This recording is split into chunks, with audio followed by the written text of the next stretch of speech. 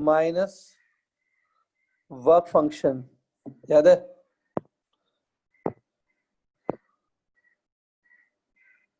This is Einstein's photoelectric equation, right? हाँ, इसके बाद हमने कल ये भी डिस्कस किया था दैट अगर आप फ्रीक्वेंसी को कम करोगे, as you decrease the frequency the kinetic energy of the electrons will also decrease, that we can see from this formula only. Frequency कम करने पे काइनेटिक कम होती जाएगी। So at one particular frequency, एक पर्टिकुलर फ्रीक्वेंसी पे क्या होगा, काइनेटिक एनर्जी जो इलेक्ट्रॉन्स की है वो जीरो हो जाएगी। फ्रीक्वेंसी को आप कम करते जाओ, सो kinetic energy of the electrons will also decrease. एक पर्टिकुलर फ्रीक्वेंसी पे काइनेटिक एनर्जी जीरो हो जाएगी। जिस फ्रीक्वेंसी पे काइनेटिक एनर्जी जीरो हो जाएगी, that frequency is known as threshold frequency. तो के ही आप जीरो डाल दो, हमने किया था कल, के ही जीरो डाला और फ्रीक्वेंसी को थ्रेशोल्ड फ्रीक्वेंसी लिख दिया। तो एक फॉर्मूला हमने कल बनाई थी, W, that is work done. W work done है कि वर्क फंक्शन है? क्या नाम है इसका W का? Work function. W is a work function. So W is given by H into nu naught. I think यहाँ तक किया था हमने, याद है? So up to this we have finished. आज मैं इससे आगे बढ़ रहा हूँ अभी।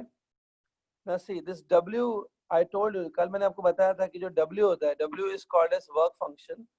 W मेटल पे डिपेंड करता है, work function depends on metal. H तो एक प्लैंक कांस्टेंट है, H इज सिंपली कांस्टेंट। तो क्या मैं बोल सकता हूँ ये जो थ्रेशोल्ड फ्रीक्वेंसी है, threshold frequency it is given bye W upon H, W upon H है। Threshold frequency of any metal is given bye W by H। तो थ्रेशोल्ड फ्रीक्वेंसी भी मेटल पे डिपेंड करेगी कि डिपेंड नहीं करेगी मेटल पे? Do you think threshold frequency also depends on metal or it does not depend on metal? Sir, depends on metal. Depends on metal. समझ में आ रहा है ना? H तो चलो पूरा कांस्टेंट है, H is fully constant. W change हो जाएगा if you change the metal. Metal change करेंगे W चेंज होगा। तो as per this formula, threshold frequency also depends on metal. ये बिल्कुल करेक्ट है, लिख लो भले चाहिए तो। The value of threshold frequency also depends on metal.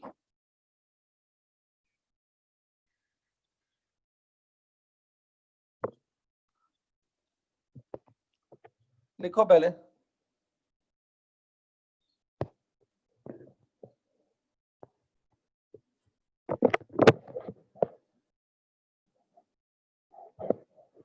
Saurabh Rajak, ये क्या पूछ रहे हो? फिजिकली क्यों इंट्रोड्यूस करते हैं, क्या मतलब है इसका? फिजिकली इंट्रोड्यूस मतलब क्या?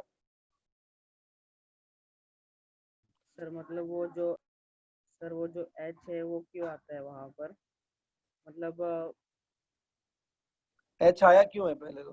हाँ सर। H एक्चुअली में यहाँ से तो नहीं आया। एक्चुअली में मैंने ये बताया था that energy of a single photon, energy of a photon is H new, याद है? H एक्चुअली वहां से स्टार्ट हुआ है ना, इस फॉर्मूला से H स्टार्ट हुआ है। देखो हम लोग ने, साइंटिस्ट्स ने ये देखा है कि एनर्जी जो होती है फोटोन की, वो सब फ्रीक्वेंसी के साथ डायरेक्ट प्रोपोर्शन है।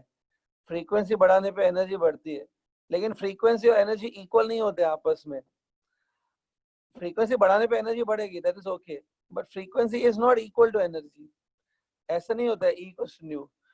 फ्रीक्वेंसी और एनर्जी इक्वल नहीं होते आपस में, कि अगर फ्रीक्वेंसी 1 हर्ट्ज है एनर्जी भी 1 होगा, ऐसा नहीं होता है ना। फ्रीक्वेंसी बढ़ाने पे एनर्जी बढ़ेगा, but they are not equal to each other.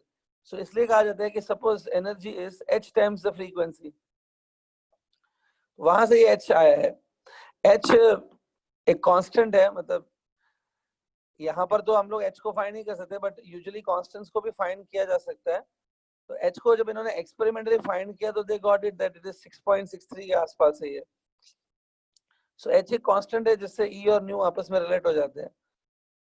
E और nu are not equal to each other, but E is given by H times the nu. H is constant. जैसे हाँ, जैसे ग्रेविटेशनल फोर्स होता है M into G, तो जैसे जैसे body का मास बढ़ेगा, as you increase the mass of the body, gravitational force भी बढ़ेगा, बट F और M इक्वल नहीं होते हैं। F is given by G times M। G constant है, पूरे अर्थ के लिए 9.8 लिया जाता है, लेकिन बाद में लोगों ने समझा कि G का जो कांस्टेंट है उसकी भी वैल्यू एक्चुअली में Gm/r² होती है। कांस्टेंट की भी वैल्यू होती है कुछ ना कुछ, Gm/r², लेकिन ये जो H है वो कंप्लीटली कांस्टेंट है, ठीक है। सो याद रखो, work function is given by H into new not, ये फॉर्मूला हमने बनाई, ठीक है। तो चलिए आगे बढ़ते हैं आज। So the formula that we got last time बहुत इंपॉर्टेंट है। Kinetic energy of the electrons is given by H nu minus work function, ये फॉर्मूला याद रखो, ओके। और मैंने कल ये भी बताया था, H nu को हम लोग ये भी लिख सकते हैं hc/λ माइनस वर्क फंक्शन, याद है। So this formula you have to keep it in mind, आपको ध्यान में रखनी है फॉर्मूलास, ठीक है। चलो आज हम लोग थोड़े न्यूमेरिकल्स भी करेंगे इनके ऊपर, थियरी काफी हुआ है इस चैप्टर का भी, somewhat numericals we'll do today mostly, but before I start numerical एक छोटे से शॉर्टकट पॉइंट बता देता हूँ। ये पॉइंट अगर आप समझ गए तो न्यूमेरिकल्स में काफी आसानी होगी, ठीक है। देखो यहाँ पर ये जो आइंस्टाइन की इक्वेशन है ना, इसमें 3 टर्म्स है अल्टीमेटली, एक है काइनेटिक एनर्जी, एक है H nu और एक है W, that is work function. ये तीनों जो है ना, ये जो तीनों है वो एक टाइप की एनर्जीज है, these all are energies. Kinetic energy तो आपको मालूम है वो एनर्जी है, H nu is also the energy of the photon, work function is also energy, it's a minimum energy required to remove the electron, that is called work function. तो तीनों energies ही हैं, तो तीनों का यूनिट क्या होना चाहिए, तीनों का यूनिट होना चाहिए जूल, यस जूल होना चाहिए। लेकिन क्या होता है, आप जब न्यूमेरिकल सॉल्व करोगे ना, तो कुछ एनर्जीज जूल में दी होंगी और कुछ एनर्जीज इलेक्ट्रॉन वोल्ट में गिवन होगी। Energy can also be measured in electron volt, तो कन्वर्जन का तकलीफ होता है, समटाइम स्टूडेंट अटकते हैं इसमें। कन्वर्जन मैं थोड़ा इसमें बता रहा हूँ आगे, बट आपको एक चीज याद होनी चाहिए, 1 electron volt is equal to how many joules, remember electrostatics में बताया था, 1.6 ये तो याद होगा, चाहे तो यहाँ पे भी लिख के ले लो, 1 electron volt is 1.6 into 10⁻⁻19 joule, पहले चाहे तो लिख के ले लो ये, ठीक है। 1 electron volt is this much joules, ठीक है। हाँ, अब इससे रिलेटेड मैं कुछ शॉर्टकट पॉइंट्स बता रहा हूँ, ध्यान से देखना। ये देखो, जो एनर्जी ऑफ फोटोन होती है ना, energy of the photon is H nu, ये आपको मालूम है। H nu को मैं hc/λ भी लिख सकता हूँ, ठीक, ये भी मालूम है आपको, कल बताया था मैंने ये।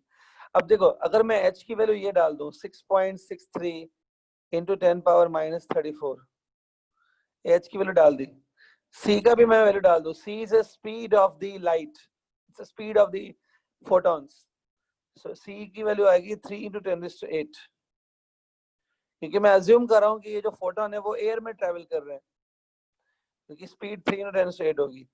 अब देखो लैम्बडा जो है, लैम्बडा आपको याद होगा, लैम्बडा यूजुअली एंगस्ट्रॉम्स में दिया होता है, याद है, लैम्बडा यूजुअली एंगस्ट्रॉम्स में रहता है। सपोज मेरे पास जो लैम्बडा है वो एंगस्ट्रॉम यूनिट्स में गिवन है, ये देखो मैंने लिख दिया लैम्बडा इन एंगस्ट्रॉम। इसको एनीबॉडी रिमेंबर्स, इसको मीटर में कन्वर्ट करने के लिए क्या मल्टीप्लाई किया जाता है, 10⁻⁻10 10⁻⁻10। तो देखो मैंने 10⁻⁻10 मल्टीप्लाई कर दिया।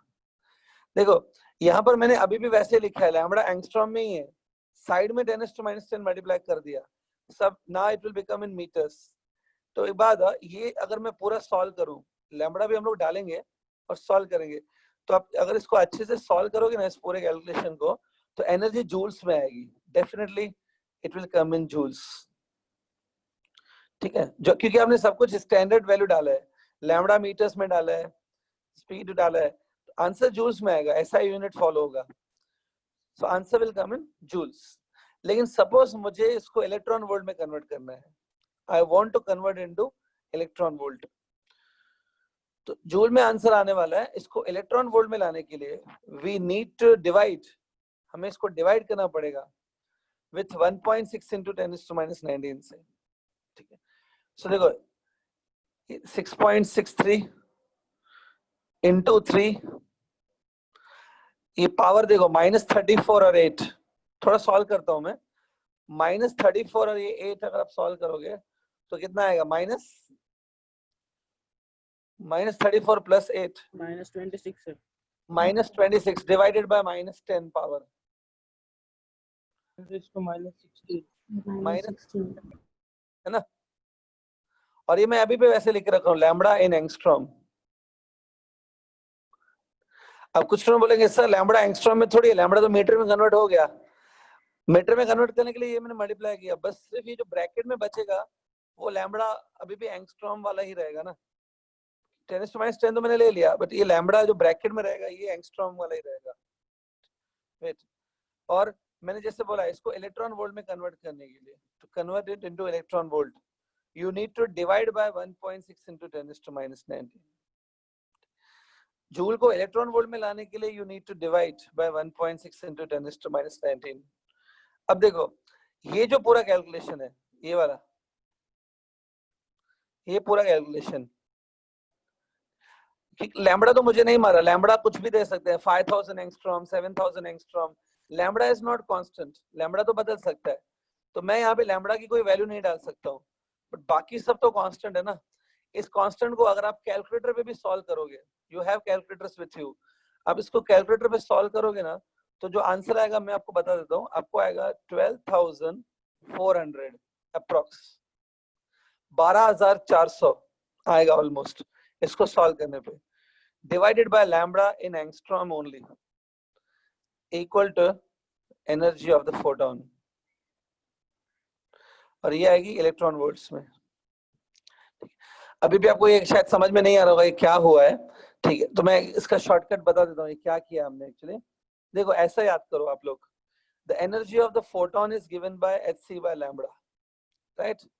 ये अगर आप hc का वैल्यू ये डाल दो 12,400, suppose this is the value of hc, और लैम्बडा जो है ना वो अब एंगस्ट्रॉम में रखो, इसको मीटर में कन्वर्ट मत करो। एंगस्ट्रॉम में गिवन होता है lambda, usually in the numericals lambda is given in angstrom only, तब उसको एंगस्ट्रॉम में ही रखो, और hc का वैल्यू 12,400 डाल दो। ये सॉल्व करने पे डायरेक्टली आपका जो एनर्जी है वो इलेक्ट्रॉन वोल्ट्स में आ जाएगा, जूल आएगा ही नहीं, directly it will go in electron volts. समझा? That is the use of this formula. ठीक है, सो hc का वैल्यू 12,400 डालने पर लैम्बडा आप एंगस्ट्रॉम में रखो, उसको भी कन्वर्ट करने की जरूरत नहीं, क्योंकि यहाँ पे मैं ऑलरेडी वो ले चुका हूँ, देखो। ठीक है, तो यहाँ पे फिर से कन्वर्ट करने की जरूरत भी नहीं है, लैम्बडा एंगस्ट्रॉम में रखो, सीधा सॉल्व करो, आपका आंसर डायरेक्टली इलेक्ट्रॉन वोल्ट में चला जाएगा। ठीक है, so understand this trick and remember it, note कर लो प्लीज।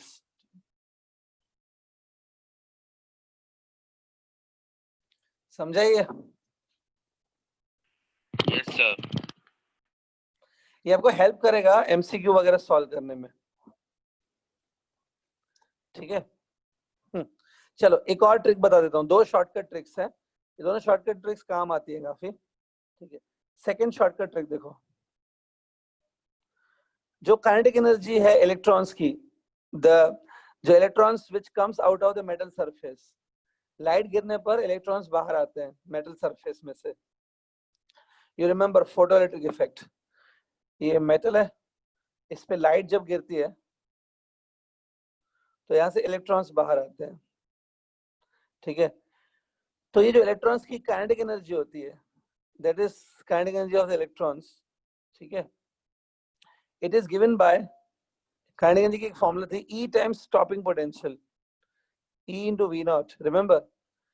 ये हमने डिराइव भी किया है स्टूडेंट, आपको चाहिए तो 1 मिनट में दे रहा हूँ, आप जाके देख लो ये आपने डिराइव किया है, और एक बार देख लो ये कैसे आया था। I am giving you 1 minute, go and check that ये फॉर्मूला कैसे डिराइव किया था, एक बार देख लो।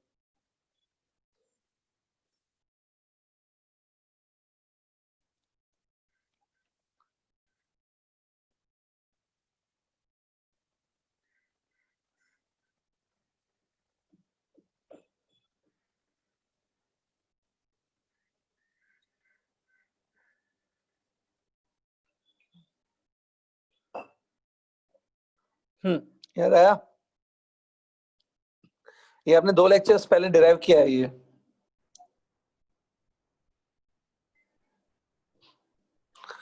derived it few days back.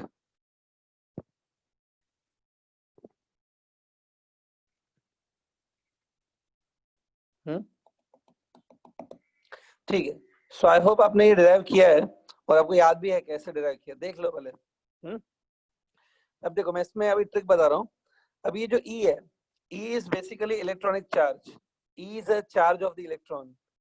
So electron का charge होता है 1.6 into 10 raised to minus 19. This E is a charge of electron. तो मैंने वो डाल दिया, ये वैल्यू है। V नॉट स्टॉपिंग पोटेंशियल है, तो V नॉट तो आप वोल्ट्स में डालोगे ना, it will be in volts, potential volts में होता है। देखो मैंने सब कुछ प्रॉपरली डाल दिया, everything I put in the proper value. अगर आप सब कुछ अच्छे से डाल दोगे तो आपकी काइनेटिक एनर्जी जो है वो स्टैंडर्ड आनी चाहिए, जूल्स में आनी चाहिए। By doing this you will get a kinetic energy in joules, joules में मिलेगी। लेकिन सपोज मुझे इलेक्ट्रॉन वोल्ट में लाना है, I want to bring them in electron volts. यहाँ पर आप याद करो, जूल को इलेक्ट्रॉन वोल्ट में लाने के लिए I divided with 1.6 into 10 raised to minus 19। तो सिमिलरली यहाँ पर भी जूल को इलेक्ट्रॉन वोल्ट में लाने के लिए I need to divide it by 1.6 into 10 raised to minus 19। इसी से डिवाइड करेंगे ना, as soon as you divide with this it will come in electron volts। लेकिन देखो ये ऐसे हो जाएगा कट हो गया, बचा क्या खाली V in volts।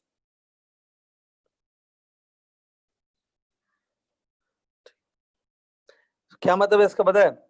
इसका मतलब है अगर आपको ये जो काइनेटिक एनर्जी है वो डायरेक्टली इलेक्ट्रॉन वोल्ट्स में चाहिए तो E आप मल्टीप्लाई मत करो, जो V नॉट है, V nought in volts you measure, it become kinetic energy in electron volts. V nought जो है ना वो तो वोल्ट्स में रहेगा, V nought in the volts will be equal to the kinetic energy in electron volts. मतलब E multiply करने की जरूरत ही नहीं है, विदाउट मल्टीप्लाइंग E। अगर आप खाली V नॉट सब्स्टिट्यूट करोगे, E को मल्टीप्लाई मत करो, सिर्फ V नॉट लिखो, वो काइनेटिक एनर्जी बन जाएगा अपने आप। So kinetic energy will be equal to V nought in electron volts. ठीक है, याद रखना ये पॉइंट, समझा ये? It is also simple. So kinetic energy is equal to V nought. Stopping potential और काइनेटिक एनर्जी इक्वल होते हैं अगर आप इलेक्ट्रॉन वोल्ट में कर रहे हो तो। क्लियर? ओके, जैसे मैंने आपको बताया आज हम लोग ज्यादातर तो न्यूमेरिकल्स पे ध्यान देंगे, कल का लेक्चर भी ज्यादा न्यूमेरिकल्स में ही जाएगा, because numericals are also very important. Om को कुछ डाउट है? ठीक है, नोट कर लो ओम। पहले आप सिर्फ 1.6 मल्टीप्लाई करोगे, it will be in joules. अगले स्टेप में आप डिवाइड बाय 1.6 से करो, it will come in electron volts. हाँ, तो मैं ये बोल रहा था कि now our main focus will be on numericals for, अभी अगले कुछ टाइम के लिए हम लोग न्यूमेरिकल्स ही करेंगे। But before I go to numericals, before we go numericals, एक छोटा सा टॉपिक है वो भी डिस्कस करना जरूरी है। Very small topic is there, it is known as threshold. आप सबने थ्रेशोल्ड फ्रीक्वेंसी सुना है, एक और होता है threshold wavelength. There is also threshold wavelength. Threshold wavelength is denoted by lambda naught symbol. ठीक है, अब कुछ स्टूडेंट यहाँ पे अपना थोड़ा दिमाग लगा सकते हैं। अब कुछ स्टूडेंट को ऐसा लगेगा कि सर थ्रेशोल्ड फ्रीक्वेंसी क्या था, आपको याद है? Threshold frequency was minimum frequency required at which the photoelectric effect just starts. तो अभी कुछ स्टूडेंट ऐसा सोचेंगे कि थ्रेशोल्ड वेवलेंथ भी वैसे ही होगा, threshold wavelength is a minimum wavelength eight which photoelectric effect just starts, है ना? नहीं, इतना सिंपल नहीं है, ऐसा नहीं है इसलिए हमको ये करना पड़ेगा, इतना सिंपल लॉजिक नहीं है इसमें। Let's see what is threshold wavelength. देखो ठीक है, अब मैं इसको समझा देता हूँ। देखो जो लाइट रहती है ना, जब लाइट किसी मीडियम से ट्रेवल करती है, light travels in any medium, देखो जब लाइट ऐसे मीडियम से ट्रेवल कर रही है, ठीक है, so for the light waves, light के लिए मैं ऐसा लिख सकता हूँ v equals to n lambda. कल भी बताया था मैंने ये, v की जगह हम लोग c लिखते हैं, that is speed of light, n की जगह हम लोग न्यू लिखते हैं और लैम्बडा, ये मैंने कल बताया था आपको, ठीक है। So nu is equal to c by lambda, right. इसमें देखो, अगर बाय चांस अगर c कांस्टेंट है, मैं आपको समझाऊंगा कि c कैसे कांस्टेंट है। अगर बाय चांस अगर c कांस्टेंट है, if I prove that c is constant, so मैं बोल सकता हूं कि nu is inversely proportional to lambda, right. Nu और लैम्बडा इनवर्स प्रोपोर्शन है। अब देखो इसका क्या मतलब है, c कांस्टेंट कैसे होगा। सपोज हम लोग यही मीडियम रखने वाले हैं, I am not going to change the medium, medium एक ही रहेगा हमारी पूरी आर्ग्यूमेंट में, मीडियम एक ही रहेगा। सपोज वन मीडियम है, मीडियम चेंज नहीं करने वाला हूं मैं, ठीक है। अब देखो एक ही मीडियम है, लेकिन सोचो ये जो लाइट का सोर्स है, उससे ये एक लाइट एमिट हो रही है, this light has a particular wavelength and it has a particular frequency, ठीक है। लेकिन अगर आपने क्या किया, सोर्स चेंज कर दिया, let's say if you change the source, source बदल दिया, सोर्स चेंज करने में फ्रीक्वेंसी चेंज हो जाती है, frequency depends on source. Suppose मैं फ्रीक्वेंसी चेंज कर दूं, आई डिक्रीज द फ्रीक्वेंसी, फ्रीक्वेंसी को मैंने डिक्रीज कर दिया, ठीक है।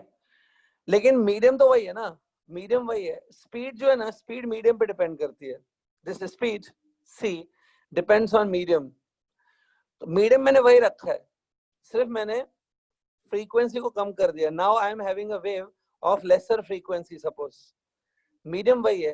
तो प्रॉब्लम ये होता है, मीडियम अगर सेम ही रख रहे हो तो c कांस्टेंट होता है, c डिपेंड्स ऑन मीडियम, ठीक है। तो यहाँ पे ऐसे भी सोचो कि ऐसे भी सोच सकते हो, अलग अलग वेव्स जा रही हैं, there are different different waves having less wavelength, more wavelength, less frequency, more frequency, अलग अलग फ्रीक्वेंसी की वेवलेंथ और अलग अलग फ्रीक्वेंसी और वेवलेंथ की वेव्स हैं, लेकिन सबके सब एक ही मीडियम में ट्रैवल कर रही है, तो स्पीड कांस्टेंट होगा। So if all the waves are travelling in a same medium, speed सबका एक ही रहेगा फिर, ठीक है। स्पीड जो है वो मीडियम पे डिपेंड करता है, तो जब स्पीड कांस्टेंट रहेगा तब मैं ये चीज लिख सकता हूँ, मतलब the wave whose frequency will be less, its wavelength will be more, ठीक है। ये देखो, जिस वेव की फ्रीक्वेंसी कम होगी उसका वेवलेंथ ज्यादा होगा, जिसका फ्रीक्वेंसी ज्यादा होगा उसका वेवलेंथ कम होगा, लेकिन इनकी जो प्रोडक्ट है, इन दोनों की जो प्रोडक्ट है दैट इज c, वो c कांस्टेंट रहेगा, ठीक है। सो अगर आपके प्रॉब्लम में मीडियम चेंज नहीं हो रहा है, एक ही मीडियम है, सो फ्रीक्वेंसी और वेवलेंथ इनवर्स प्रोपोर्शन भी होती है। अगर आप फ्रीक्वेंसी कम करते जाओगे, frequency you can decrease by changing the source, source में बदलाव करके आप फ्रीक्वेंसी को चेंज कर सकते हो, तो by decreasing frequency wavelength can be increased, ठीक है। ये चीज याद रखना। हाँ, अब देखो सी, अब देखो मैं थ्रेशोल्ड वेवलेंथ क्या है वो एक्सप्लेन कर देता हूँ। सपोज ये मेटल सरफेस है, this is source of light, ये लाइट का सोर्स है, यहाँ से लाइट ऐसे आ रही है, it is falling on the metal and the electrons are released like this. Is it photoelectric effect? Yes. ये जो आ रहा है ये लाइट है, या एनीबॉडी, ये लाइट कौन से मीडियम में ट्रैवल कर रही है बताओ। एयर में सर ना, एयर में ट्रैवल कर, दिख रहा है वो तो। हाँ, अब देखो ये अगर मैं इस सोर्स में थोड़ी चेंजेस कर दूं, if I changes the source, ठीक है, तो ये फ्रीक्वेंसी को बदला जा सकता है। अगर मैंने फ्रीक्वेंसी को डिक्रीज किया, इस लाइट का मैंने फ्रीक्वेंसी डिक्रीज किया, तो वेवलेंथ इंक्रीज होगी, बट स्पीड उतना का उतना ही रहेगा, क्योंकि स्पीड तो मीडियम पे डिपेंड करता है। फ्रीक्वेंसी कम करने पे वेवलेंथ बढ़ने लगेगा, you go on decreasing frequency, the wavelength will go on increasing, ऐसे करते करते आपने ये फ्रीक्वेंसी पे आ गए, by decreasing decreasing decreasing the frequency you reach to this, तो वेवलेंथ बढ़ते जाएगा बढ़ते जाएगा बढ़ते जाएगा और वेवलेंथ यहाँ तक पहुंचेगा, मैक्स हो जाएगा। जब ये फ्रीक्वेंसी होगी तब सपोज ये वेवलेंथ है, when this is the frequency of the photons, this is the wavelength of photons at that time. तो फ्रीक्वेंसी कम करते जा रहे हैं, वेवलेंथ बढ़ते जा रहा है, frequency reaches to threshold frequency, उस टाइम पे जो वेवलेंथ होगी it is called threshold wavelength. ठीक है, अब देखो ये थ्रेशोल्ड फ्रीक्वेंसी है और ये थ्रेशोल्ड वेवलेंथ है। फ्रीक्वेंसी को अगर आपने और कम किया वेवलेंथ और बढ़ेगा ऐसे, लेकिन याद करो अगर आपने थ्रेशोल्ड फ्रीक्वेंसी से और कम किया फ्रीक्वेंसी को तो फोटो इफेक्ट ऑकर होगा क्या? नहीं। तो as soon as you go below the threshold frequency, the wavelength will go above the threshold wavelength और फोटो इफेक्ट नहीं ऑकर होगा, है ना? तो थ्रेशोल्ड वेवलेंथ को मैं क्या बोल सकता हूँ? Threshold wavelength is the maximum wavelength up to which photoelectric effect occurs. Threshold wavelength से और ज्यादा वेवलेंथ कर दिया तो फोटोइलेक्ट्रिक इफेक्ट ऑकर नहीं होगा। फ्रीक्वेंसी के लिए आप क्या बोलते हो कि थ्रेशोल्ड फ्रीक्वेंसी से कम फ्रीक्वेंसी कर दिया तो इलेक्ट्रॉन निकलेंगे नहीं। वैसे ही थ्रेशोल्ड वेवलेंथ उल्टा है, थ्रेशोल्ड वेवलेंथ से ज्यादा वेवलेंथ कर दिया तो फोटोइलेक्ट्रिक इलेक्ट्रॉन्स बाहर नहीं आएंगे। So it is a maximum wavelength up to which photoelectric effect will occur. अब threshold frequency का definition जाके देखो तो threshold frequency is a minimum frequency required. It's a minimum frequency required to start the photoelectric effect. Same way threshold wavelength is the maximum wavelength up to which photoelectric effect will occur. उल्टा है, समझा? Clear? So देखो मैं यहाँ पे एक statement लिख देता हूँ, for photoelectric effect to occur, या इसको और सिंपल लिख सकते हैं, for electrons to be ejected, electrons को इजेक्ट करने के लिए मेटल में से, for photoelectric effect to occur, ये जो फ्रीक्वेंसी होती है फ्रीक्वेंसी ऑफ इंसिडेंट लाइट, या anybody, frequency of incident light, it should be more than threshold frequency or it should be less than threshold frequency? more than या equal होना चाहिए? चलो equal भी मान लेते हैं, अगर इक्वल है तो भी ठीक है। एक्चुअली मोर होना चाहिए, मोर और इक्वल। वेवलेंथ में उल्टा है, वेवलेंथ में ऐसा है that wavelength of incident light जो है ना it should be less than threshold wavelength. Wavelength में उल्टा है, आपकी जो वेवलेंथ है वो थ्रेशोल्ड से कम होनी चाहिए। In case of wavelength frequency threshold में से ज्यादा होनी चाहिए। ये इंपॉर्टेंट स्टेटमेंट है, ये जो मैंने अभी समझाया मैथमेटिकली ऐसे लिख सकते हैं इस चीज को। कैसे सर, क्यों? बट अरे सिंपल बात है, ये देखो मैं समझा देता हूँ, चलो अभी भी क्लियर नहीं है तो चलो समझा देता हूँ। सपोज जो आपकी इंसिडेंट लाइट है ना, एग्जाम्पल है, जो इंसिडेंट लाइट है उसका फ्रीक्वेंसी है 100 hertz. It's example, frequency of incident light 100 hertz है और इसकी जो वेवलेंथ है, वेवलेंथ ऑफ इंसिडेंट लाइट, हाँ, वो 100 एंगस्ट्रॉम है। It's just example. लेकिन चलो थ्रेशोल्ड फ्रीक्वेंसी की बात कर लेते हैं। थ्रेशोल्ड फ्रीक्वेंसी तो आपको क्लियर है, सपोज थ्रेशोल्ड फ्रीक्वेंसी 50 हर्ट्ज है, मतलब 50 hertz is the minimum frequency required to start the photoelectric effect. ठीक है, अब देखो आपकी फ्रीक्वेंसी 100 है और जो मिनिमम रिक्वायर्ड है वो 50 है, तो photoelectric effect will occur eight 100 और it will not occur eight 100। ये सिचुएशन में फोटोइलेक्ट्रिक इफेक्ट ऑकर होगा कि नहीं होगा? होगा sir. Incident frequency, incident light जो है उसका फ्रीक्वेंसी 100 है और थ्रेशोल्ड तो फ्रीक्वेंसी 50 है खाली, और ऑकर होगा। अब सुनो, इसको मैं कम करना शुरू करता हूँ, 100 की जगह मैंने इसको 80 कर दिया। देखो इसको कम किया मैंने, 100 की जगह 80 कर दिया। as soon as you decrease the frequency of your light, the wavelength of light will increase.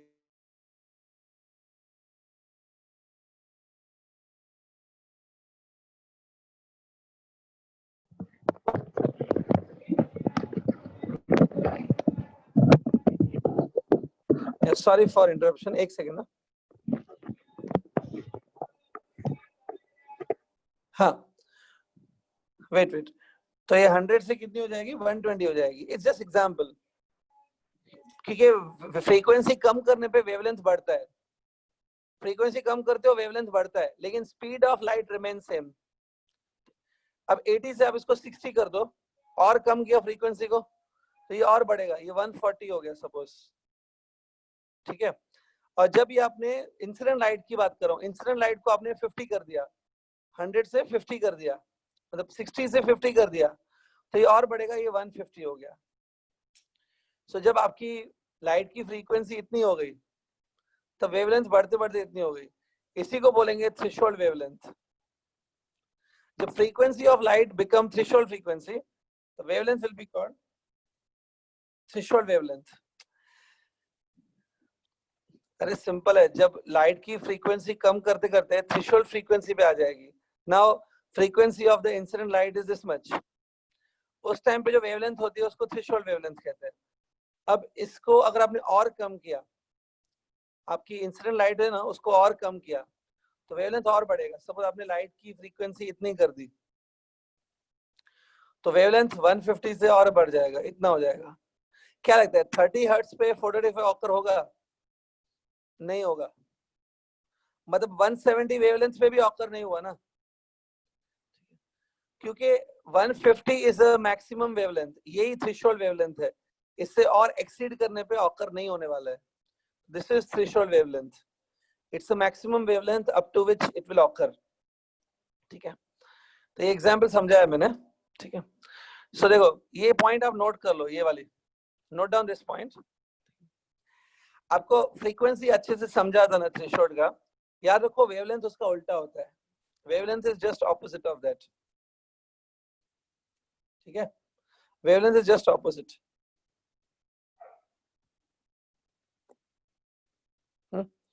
ठीक है, तो ये सब बेसिक्स याद रखो। Now you are in a state to solve the questions on the Einstein's equation. अब हम लोग कुछ क्वेश्चन सॉल्व कर सकते हैं आइंस्टाइन इक्वेशन पे। या कंप्लीटेड? चलिए लेट्स स्टार्ट सम प्रॉब्लम्स। चलो कुछ प्रॉब्लम स्टार्ट करते हैं। राइट ऑन फर्स्ट न्यूमेरिकल लिखो।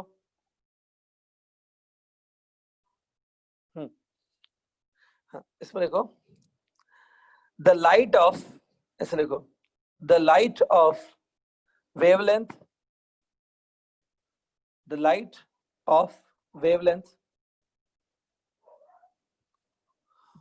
5000 angstrom, the light of wavelength 5000 angstrom and 2000 angstrom, light of wavelength 5000 angstrom and 2000 angstrom is incident on potassium, is incident on potassium. Yeah, potassium is a metal, right? Full stop. Work function for potassium, work function for potassium is, work function for potassium is 3.2 electron volts. Work function for potassium is 3.2 electron volts. ठीक है, 3.2 electron volts. Then find the photoelectric effect will occur or not. Then find the photoelectric effect will occur or not.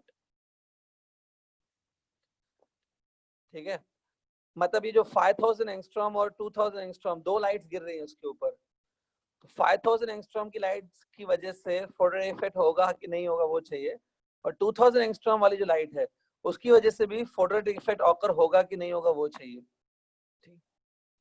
Actually में ये जो question है मैंने सीधा इस पे सॉल्व किया है, मतलब थ्रेशोल्ड वेवलेंथ पे क्वेश्चन दिया है। अभी अभी हमने थ्रेशोल्ड वेवलेंथ डिस्कस किया ना, so to explain it more I am solving this question on the threshold wavelength. ये थ्रेशोल्ड वेवलेंथ पे ही क्वेश्चन है। ठीक है, सी हेलो सर। ऐसे हेलो तो काम है। सी देखो फोटो डिटेक्टर ऑकर हुआ कि नहीं वो आपको पता है कब पता चलेगा? How will you find out that occur होगा कि नहीं? अगर इंसिडेंट लाइट जो है the wavelength of incident light, if it is less than threshold तो occur होगा, but if the wavelength of incident light is more than threshold तो occur नहीं होगा. ये मुझे चेक करना पड़ेगा ना.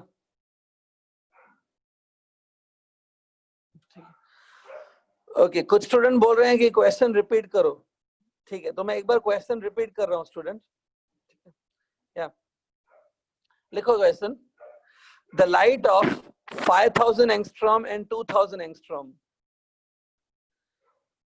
The light of 5000 angstrom and 2000 angstrom is falling on the potassium surface,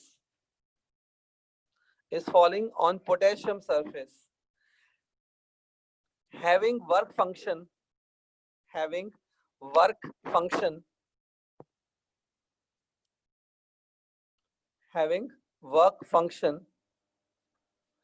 3.2 electron volts, 3.2 electron volts.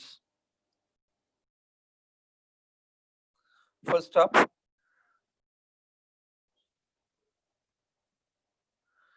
Then find the photoelectric effect will occur or not.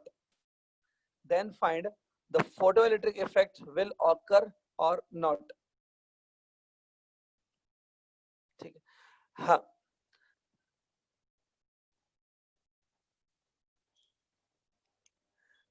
अभी भी कुछ स्टूडेंट को डाउट है कि थ्रेशोल्ड वेवलेंथ क्या होती है. What is threshold wavelength? ठीक है, अरे सिंपल है. सुनो, जब एक इमेजिनेशन करो कि एक लाइट है, ठीक है, उसका फ्रीक्वेंसी आप कम कम करते जा रहे हो. You are decreasing the frequency of light. Frequency कम करते करते जब आप थ्रेशोल्ड फ्रीक्वेंसी पे पहुंचोगे, एक फ्रीक्वेंसी होगी ना जिसको थ्रेशोल्ड फ्रीक्वेंसी बोलते हैं. जब लाइट की फ्रीक्वेंसी कम करते करते करते आप थ्रेशोल्ड फ्रीक्वेंसी पे पहुंचोगे, let's say you reach to threshold frequency, उस टाइम पे लाइट की जो वेवलेंथ होगी, वो जब लाइट की फ्रीक्वेंसी थ्रेशोल्ड फ्रीक्वेंसी पे पहुंच गई, तब उस टाइम पे उसकी जो वेवलेंथ होगी उसको थ्रेशोल्ड वेवलेंथ बोलते हैं.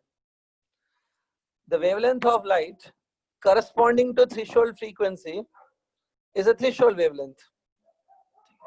ये देखो, जैसे जैसे आप फ्रीक्वेंसी को कम करोगे ना, as you decrease the frequency of light, wavelength of light do increases, ऐसे बढ़ती है. जब आप थ्रेशोल्ड फ्रीक्वेंसी पे पहुंचोगे, तब जो वेवलेंथ होगी उसको थ्रेशोल्ड वेवलेंथ कहते हैं. जैसे आप और इसके नीचे जाओगे, वेवलेंथ और बढ़ेगी और फोटो इफेक्ट ऑकर नहीं होगा. Threshold wavelength is that wavelength which corresponds to threshold frequency.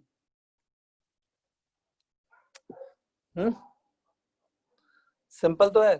ठीक, मैं करके बताता हूँ आपको. अभी देखो, I will do this question now.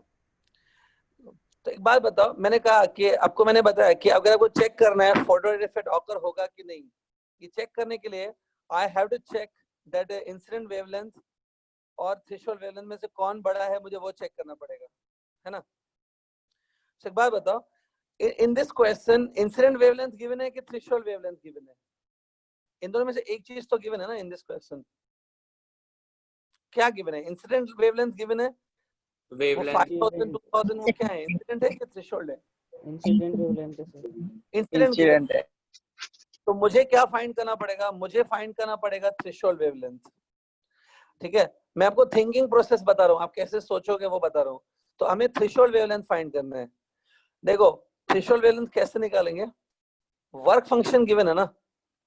Work function is given 3.2 electron volt. Work function की एक फॉर्मूला मैंने आपको बताई थी, h new not, right. New not is a threshold frequency. आपको याद होगा, न्यू को आप c बाय लैम्बडा लिख सकते हो. Nu can be written as c by lambda.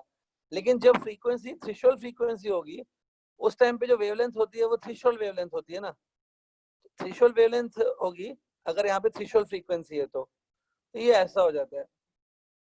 This is a formula by which you can calculate the threshold wavelength every time. क्या formula है? Work function is equal to hc by lambda 0. Work function is equal to hc by lambda 0. अब देखो, थोड़ा सोच के answer देना. HC का value मैं क्या पुट करूं, ये लैम्बडा मुझे एंगस्ट्रॉम में ही चाहिए और ये इलेक्ट्रॉन वोल्ट में है। HC का वैल्यू क्या होना चाहिए, याद है 12,400, याद करो। अगर आपने HC का वैल्यू वो डाल दिया 12,400, ये लैम्बडा एंगस्ट्रॉम में रखा, HC इन 12,400, लैम्बडा इन एंगस्ट्रॉम, से पूरा मिला के इलेक्ट्रॉन वोल्ट में आता है ना। सो HC का वैल्यू कितना डालेंगे 12,400। तो HC का वैल्यू मैंने ये डाल दिया। लैम्बडा किस में रखेंगे, लैम्बडा इन एंगस्ट्रॉम, तो ये आ गया इलेक्ट्रॉन वोल्ट्स में 3.2। बात समझ में आई, एमना नॉट, बताया था भाई, ये ले रहे हैं। एमना नॉट आएगा ना। ओके, सो लैम्बडा नॉट देखो आप यहाँ से निकाल सकते हो ना, lambda naught will be 12,400 divided by 3.2, correct. अब देखो मेरा जो है ना, मुझे रियल आंसर निकालने में कोई इंटरेस्ट नहीं है, आप वो रियल आंसर तो लॉग टेबल वगैरह यूज करके निकाल सकते हो, ये डिवीजन आप लॉग से सॉल्व कर सकते हो, मुझे अप्रोक्सीमेट आंसर भी चलेगा। अप्रोक्सीमेट आंसर के लिए मैं क्या करूंगा, 3.2 को मैं नियरली 3 ले लूंगा, I will take this as nearly 3, nearly 3 ले लेते हैं, या एक बार सच बताऊं ज्यादा सही रहेगा, आप 3.1 ले लो, टेक इट नियरली 3.1, 3.1 ज्यादा सही रहेगा, बताता हूँ क्यों। देखो ओम ने चलो कैलकुलेटर पे सॉल्व कर दिया झट से, अच्छी बात है। मेरे पास कैलकुलेटर नहीं है, मैं ओम कैलकुलेटर पे सॉल्व नहीं करूंगा, ठीक है। हम लोग अगर ये MCQ आ गया तो आप क्या करोगे, MCQ जब आ गया एग्जाम में आपके पास कैलकुलेटर नहीं होगा, कैसे करेंगे। देखो थोड़ा जजमेंट लगाओ, 3 into 4 कितना होता है, 3 into 4 is 12 और 1 into 4 is also 4। एक्चुअली में आप देखो 3.1 का 4 टाइम्स करो, 31 का 4 टाइम्स is 124, 31 का 4 टाइम्स is 124, ठीक है ना। सो ये ऐसा होगा 12400, 3.1 को आप 31 कर दो, मेक इट 31, तो इधर एक जीरो बढ़ जाएगा। अब 31 की टेबल 124 पे 4 बार लगती है, it comes at 4 times, so answer आएगा 4000 एंगस्ट्रॉम, ये डायरेक्टली एंगस्ट्रॉम में आएगा आंसर, याद करो बताया था। If you put 12,400 lambda will be in angstrom, तो थ्रेशोल्ड वेवलेंथ देखो आ गई 4000 एंगस्ट्रॉम, ठीक है। सो थ्रेशोल्ड वेवलेंथ इज 4000 एंगस्ट्रॉम, इसको प्लीज फिजिकली समझो, इसका मतलब है 4000 angstrom is a maximum wavelength, it is a maximum wavelength up to which photoelectric effect will occur, इतनी वेवलेंथ तक ऑकर हो जाएगा, इससे ज्यादा वेवलेंथ अगर आपने कर दी तो ऑकर नहीं होगा। Threshold frequency is the minimum frequency at which photoelectric effect will occur. Similarly, threshold wavelength is a maximum wavelength up to which it will occur. तो 4000 एंगस्ट्रॉम मैक्सिमम वेवलेंथ है up to which the photoelectric effect will occur. So एक बात है, 2000 angstrom अगर आपने light को incident किया, एक इंसिडेंट लाइट 2000 एंगस्ट्रॉम है ना। ओम क्या डाउट है, माइक ऑन करके पूछो, ओम को कुछ डाउट है। नहीं सर, वो आपने लैम्बडा लिखा था, थोड़ा मैं कंफ्यूज हो गया। नहीं ये लैम्बडा नॉट है। हाँ हाँ सर, वो ठीक है। सिंपल बात है, यहाँ तक लैम्बडा नॉट चल रहा है तो इधर लैम्बडा नॉट ही आएगा ना, ठीक है। सो थोड़ा तो देखो, कभी ऐसे फिजिक्स में ऐसा मत करो कि everything should be done by sir, थोड़ा अपना दिमाग हमेशा लगाया करो, सोचो आपको सीखना है, आपको एफर्ट्स डालने हैं। सच बता रहा हूँ, जब एक स्टूडेंट एफर्ट डालता है ना, तो जो रिजल्ट आती है ना, वो कभी नहीं आ सकती कितना भी अच्छा टीचर हो। अगर टीचर बहुत अच्छे से भी पढ़ा रहा है लेकिन स्टूडेंट एफर्ट नहीं डाल रहा है, कुछ रिजल्ट नहीं आ सकती है, ओके। और अगर टीचर थोड़ा कम ज्यादा भी पढ़ा रहा है, टीचर थोड़ा ओके ओके, जैसे मैं हूँ, अगर मैं थोड़ा कम ज्यादा भी पढ़ा रहा हूँ लेट्स सपोज, लेकिन अगर आपकी तरफ से एफर्ट्स आया, मतलब आपको लगा कि ये मेरी रिस्पॉन्सिबिलिटी है कि मुझे समझना है, मुझे करना है, अगर वो फीलिंग आ गई ना, रिकॉर्ड्स तोड़ देते हैं बच्चे फिर। मतलब मेन एफर्ट आपकी तरफ से आ सकता है, मेरी तरफ से कुछ नहीं हो सकता है,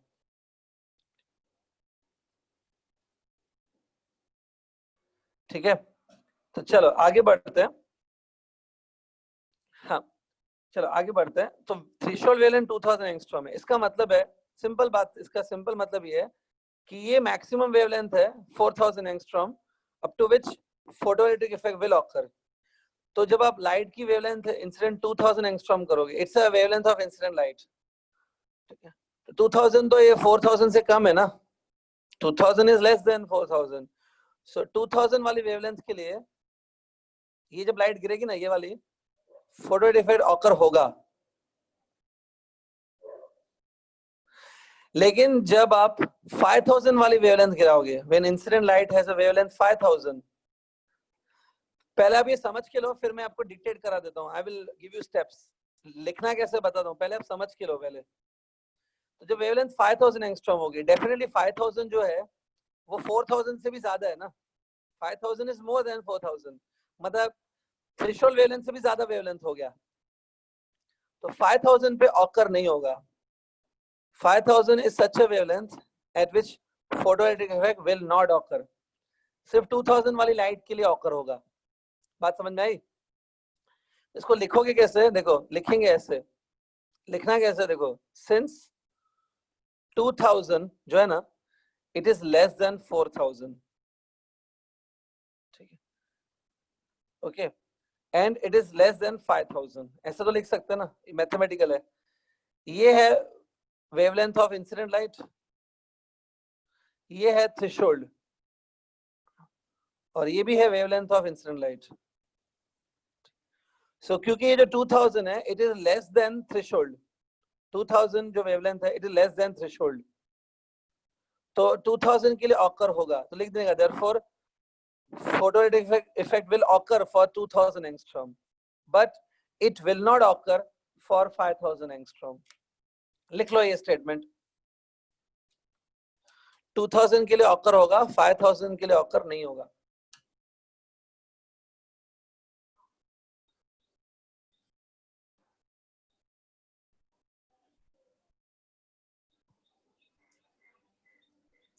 समझा?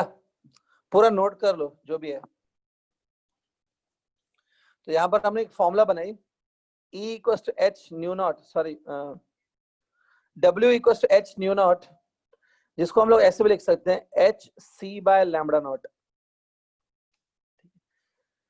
जब लाइट की वेवलेंथ थ्रेशोल्ड वेवलेंथ पे पहुंच जाती है, तब उसकी जो फ्रीक्वेंसी होती है वो थ्रेशोल्ड फ्रीक्वेंसी होती है।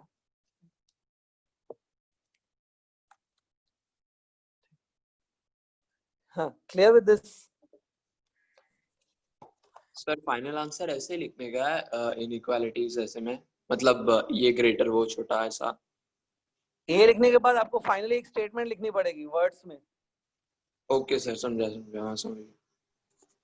सर देखो कुछ जो लास्ट में हम लोग स्टेटमेंट लिख रहे हैं उसका कुछ तो प्रूफ किया होगा तो भी लिखेंगे ना।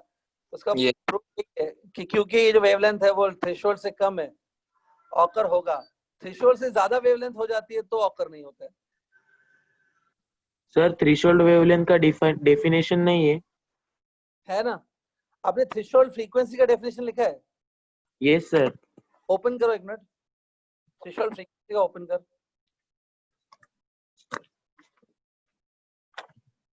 हाँ ओपन किया? हाँ सर। थ्रेशोल्ड फ्रीक्वेंसी के डेफिनेशन में आपने हर जगह फ्रीक्वेंसी वर्ड लिखा होगा ऑब्वियसली। यस अगर सर। और लेकिन फिर थ्रेशोल्ड वेवलेंथ की बात करोगे तो उस टाइम पे वेवलेंथ लिखना पड़ेगा, जहां जहां फ्रीक्वेंसी लिखा है वहां वहां वेवलेंथ आ जाएगा, राइट?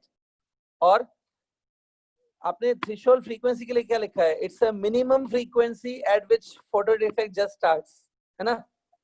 हाँ। आपको क्या लगता है वेवलेंथ के केस में क्या लिखोगे? इसी को थोड़ा मॉडिफाई करके क्या लिखोगे? Any idea? It is defined as the maximum wavelength incident light at which the photoelectrons just starts of the metal surface. Correct है, हो गया, यही राइट है। देखो आपको आता तो है तो करेक्ट है, ये अच्छी बात होती है। चलो स्टूडेंट ने खुद ही आंसर दे दिया। हाँ बस खत्म हो गया, यही है। ये हम लोग ये जो फिजिक्स को हार्ड बना देते हैं, है क्या बच्चों जैसी चीज है, सिंपल है, हो गया। आपने बता भी दिया आंसर, ठीक है। तो स्टूडेंट सब लोग नोट कर लो डेफिनेशन ऑफ थ्रेशोल्ड वेवलेंथ अगर चाहिए तो। Thank you, sir. हाँ सब लोग नोट कर लो। threshold wavelength is the maximum wavelength of light. It's the maximum wavelength of light up to which the photoelectric effect can occur. Threshold wavelength is a maximum wavelength of light up to which photoelectric effect will occur.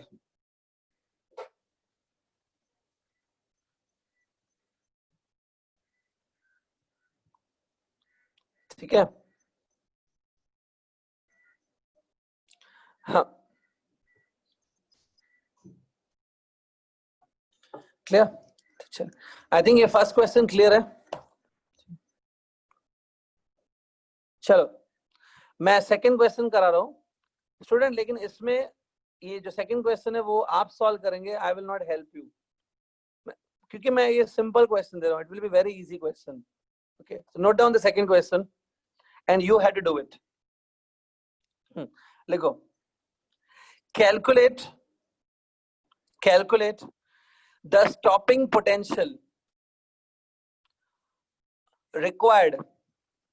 Calculate the stopping potential required to stop the electrons. Stopping potential required to stop the electrons coming out from a metal.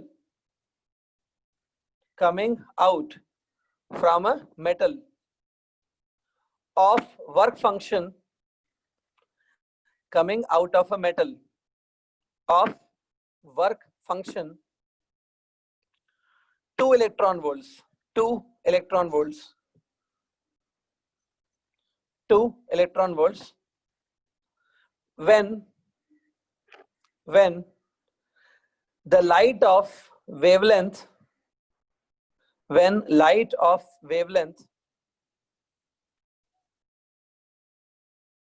4000 angstrom, when light of wavelength 4000 angstrom is incident on it. Light of wavelength 4000 angstrom is incident on it. ठीक है student, मैं आपको एक hint दे देता हूँ. खाली आपको मैंने आज 2 शॉर्टकट पॉइंट्स बताई थी, याद है? 2 शॉर्टकट्स बताए थे. वो दोनों शॉर्टकट्स यहाँ पे यूज होने वाले हैं. Both shortcuts are going to use. और आइंस्टाइन की इक्वेशन यूज होगी, आइंस्टाइन्स फोटोइलेक्ट्रिक इक्वेशन. अब करो इसको. ठीक है, ट्राई दिस. Hello sir. हाँ सर रिपीट करो ना एक बार. हाँ ठीक है, लिखो. पूरा रिपीट करना है कि कहीं आधे से नहीं, रिपीट पूरा नहीं, वो कमिंग आउट फ्रॉम मेटल उधर से. हाँ, coming out of the metal of work function. Coming out of a metal of work function 2 electron volts. 2 electron volts when light of 4000 angstrom is incident on it. Light of 4000 angstrom is incident on it.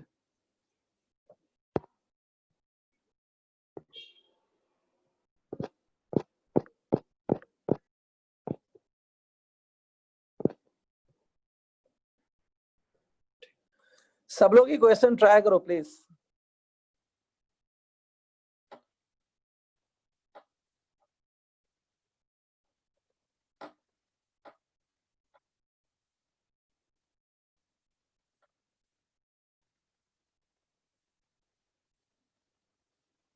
बहुत easy question दिया है, ऐसा कुछ बहुत difficult नहीं है. थोड़ा trick use करो, आइंस्टाइन की इक्वेशन यूज करो, आ जाएगा answer.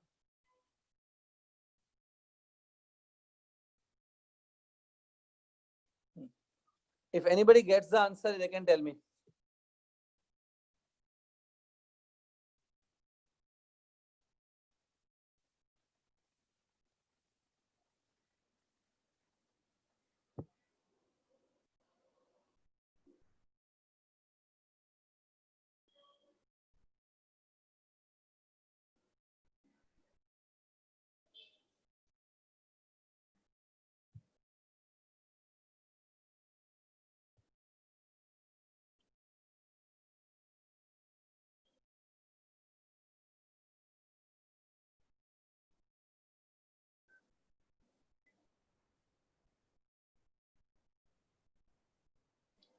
Yeah, anybody have answer?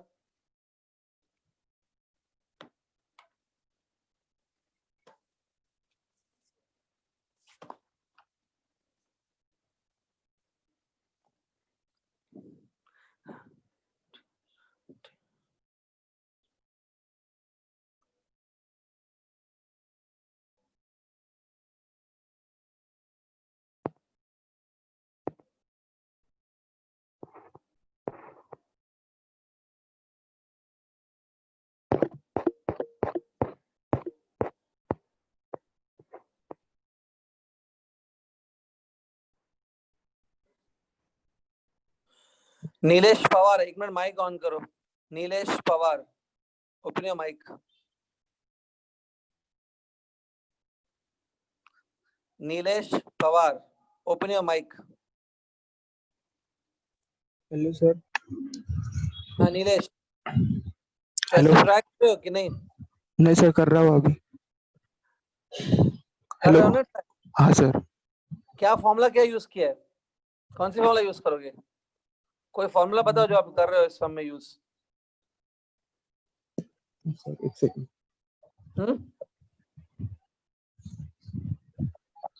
Nilesh, I want answer, नहीं तो आपके पेरेंट्स को फोन जाएगा. हाँ हाँ, सर एक सेकंड. कौन सी फॉर्मूला यूज कर रहे हो? खाली फॉर्मूला तो बताओ, कौन सी, कोई भी जो फॉर्मूला आप यूज कर रहे हो बताओ, जो भी लिखा है आपने इस क्वेश्चन के लिए. क्या फॉर्मूला लिखा?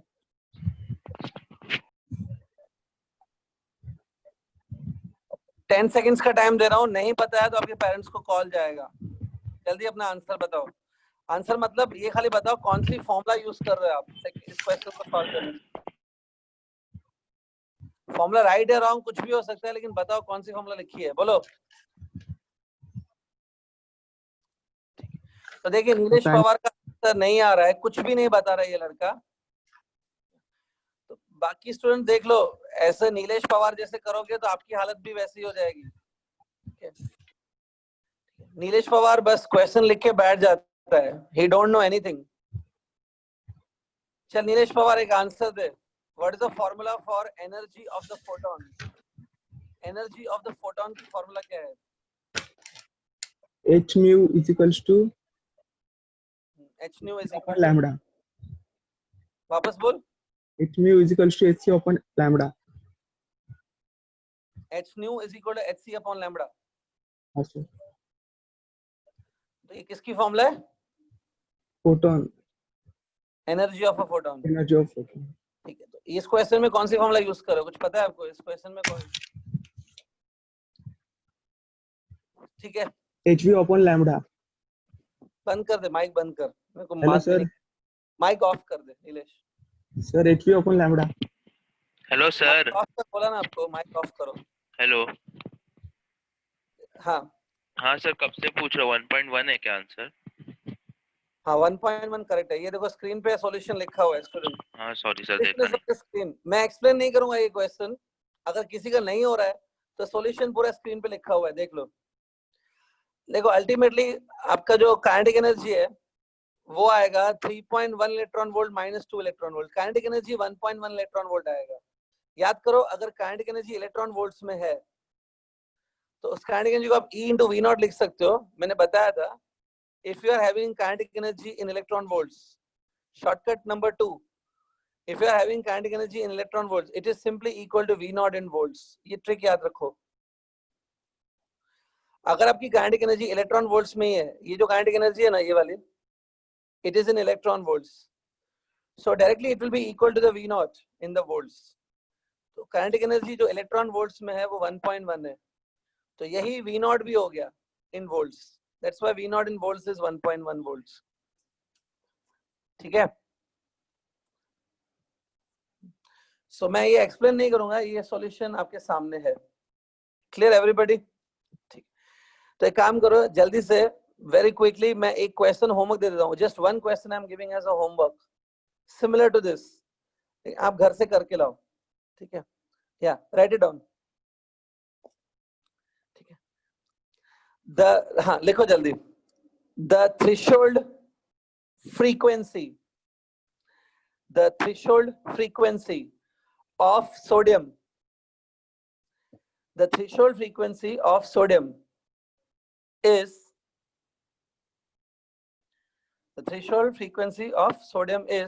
2 into 10 power 15. यहाँ पे लिख रहा हूं मैं 2 into 10 power 15 hertz. Okay, full stop. Find the kinetic energy of electron. Find the kinetic energy of electron released.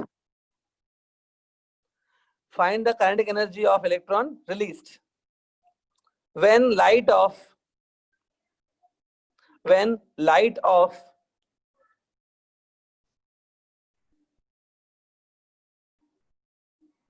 frequency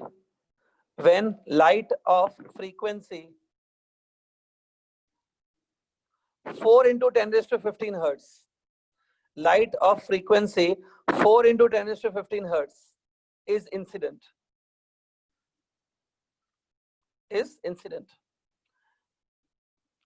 ठीक है स्टूडेंट, आपको ये क्वेश्चन थोड़ा सा लेंदी लग सकता है, लगेगा बहुत डिफिकल्ट होगा, नहीं ये बहुत इजी क्वेश्चन है।